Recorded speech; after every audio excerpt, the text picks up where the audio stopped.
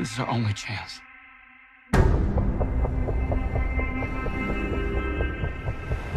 We have to take it.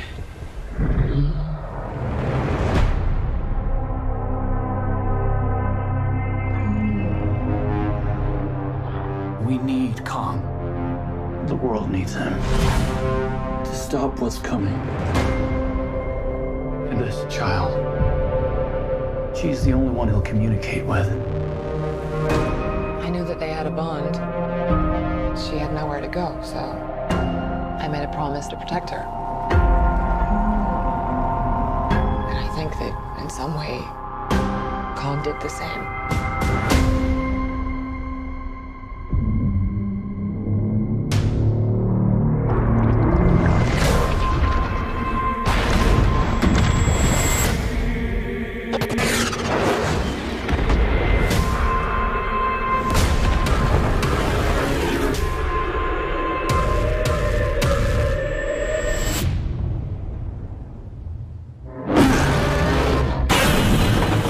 It's Godzilla.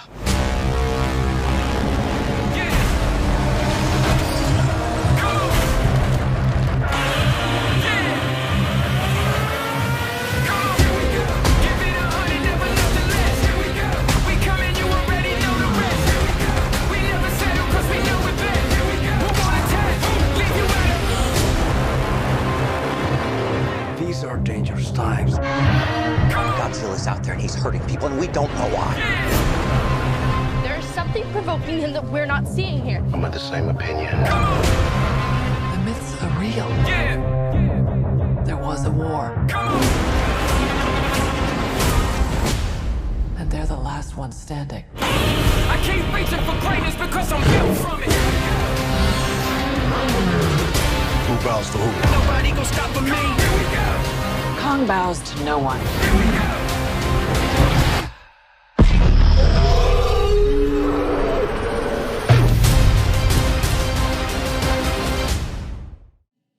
Welcome back, everyone. It's Charlie. This is going to be my Godzilla vs. Kong trailer video. I'll explain what's going on with the movie. There's a whole bunch of Easter eggs here for the classic version of this, the 1962 King Kong vs. Godzilla film. So if you're new to the channel, be sure to subscribe to get all the videos.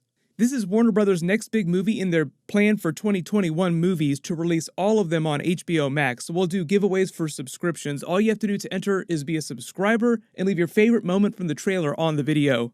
If you're not a big fan of the classic Godzilla films or King Kong films, I know this seems a lot like Batman v Superman, like make two titans fight who's going to win and who winds up being the real villain of the film, because it seems like they will eventually team up, similar to the plot of Batman v Superman. Like, even though they're fighting here, clearly someone is manipulating Godzilla to attack mankind, like you see this big Tokyo fight, when Godzilla is supposed to be a friend to mankind, especially after the last film saving the planet from King Ghidorah. And because we're talking about this modern franchise of Godzilla and King Kong films, you go back to Kong Skull Island, Kong was also a good character during that. So why would they fight unless they had a version of Lex Luthor manipulating both of them to fight, and who winds up being the real villain of the film? There's some rumors about that I'll explain, but the movie itself is coming out March 26th, and we make jokes about Batman v Superman, but the Justice League Snyder Cut, Zack Snyder also did Batman v Superman, is also coming out in March. But Millie Bobby Brown and Kyle Chandler, her father, are back from Godzilla King of Monsters, along with a lot of the Monarch characters.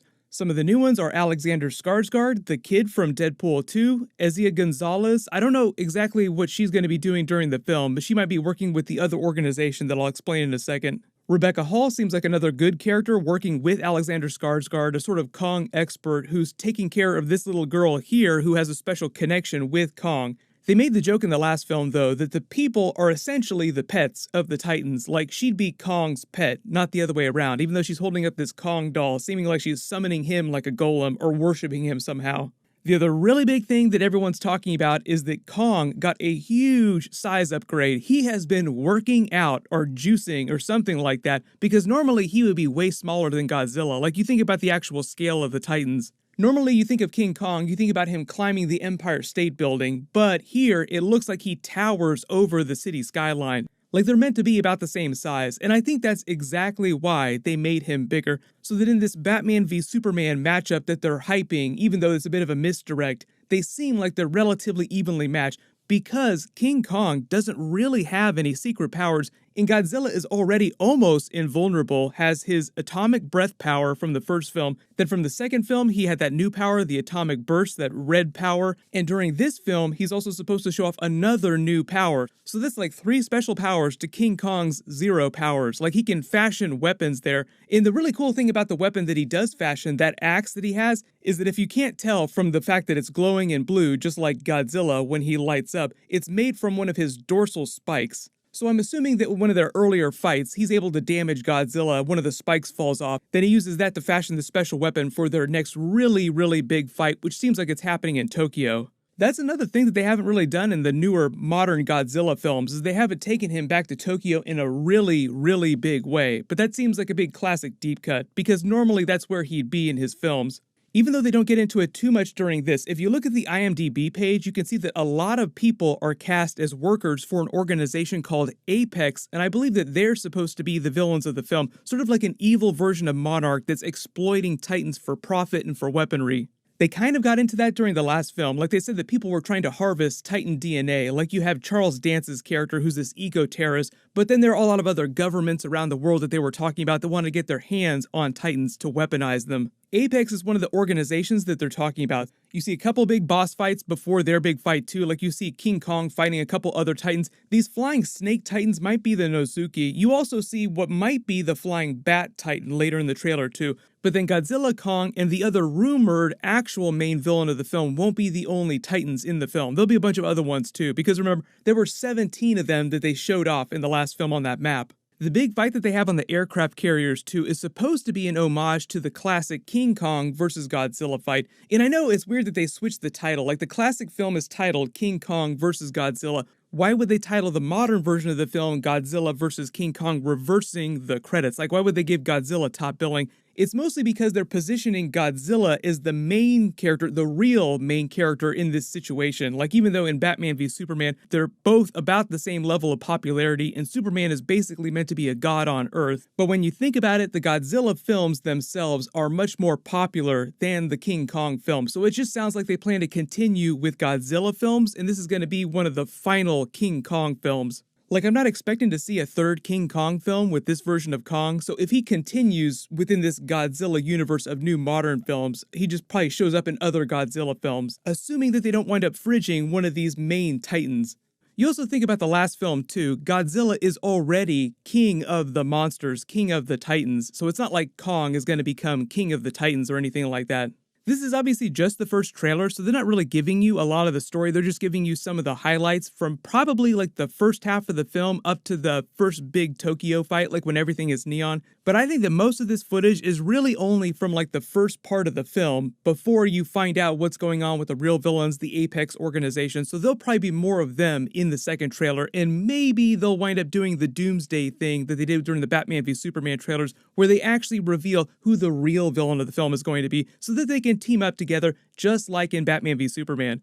Millie Bobby Brown's character claims that Godzilla is being manipulated by someone, so the evil Apex organization might have some version of the Orca or something else like that they're using to force Godzilla to destroy all these different places around the planet.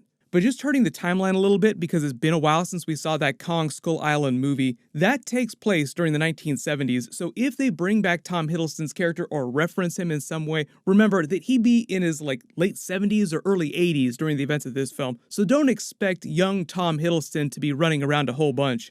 It kind of seems like this franchise is turning into Millie Bobby Brown's franchise, just because she seems like a much bigger character than she was during the first film. But the really big rumor, though, about the main villain is that the real villain of the film is going to wind up being Mecha Godzilla, and that's who they'll eventually team up to wind up taking down, and Apex themselves, the evil organization, will be responsible for creating Mecha Godzilla. And I think it has something to do with them tying back to that idea of them harvesting Titan DNA, like harvesting parts of King Ghidorah and using that to create Mecha Godzilla, a weapon against Godzilla. I think we get a few peeks of that during the trailer. Like you see in the background here, this actually looks kind of like Mechagodzilla. And then behind this dude on this display here, this might be an Apex lab. You see battery charging in this outline of what looks like Mechagodzilla on a readout. But everyone, let me know in the comments, what do you think is actually going on? Because this is clearly a misdirect and Godzilla is a good character. And which new Titan from the classic Godzilla films that we haven't seen yet do you think that they're going to eventually team up to fight? Because the movie's coming out March 26th, there'll probably be another trailer sometime during February, and they'll just start releasing a whole bunch more footage, so we'll probably find out pretty quickly. But everyone, click here for my full WandaVision Episode 3 video and Marvel Easter eggs, and click here for my brand new Thor 4 teaser and learn about what's going on during that film. Thank you so much for watching, everyone stay safe, and I'll see you guys in the next video.